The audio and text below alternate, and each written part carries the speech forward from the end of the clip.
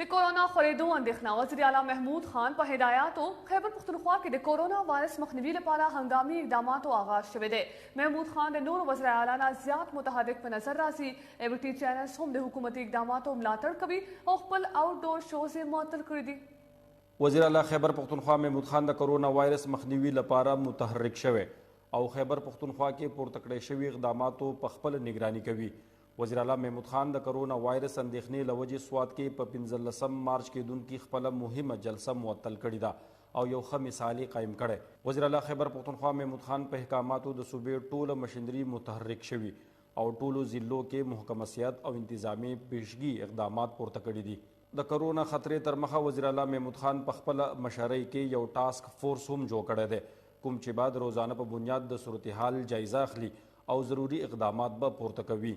د وزیر اعلی په هدایاتو صوبه کې د کورونا متعلق خصوصي هیلپ لاین هم جوړ کړی شوی دی.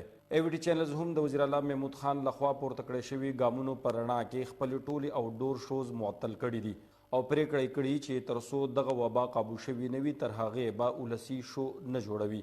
د خیبر پښتونخوا ولس هم د کرونا وایرس مخنیوي په لړ کې د خیبر پښتونخوا حکومت او خصوصا د وزیر اعلی محمود خان په کارکردګۍ باندې د اطمینان اظهار کړی دی. سعید الرحمان، خیبر نیوز، اسلام آباد.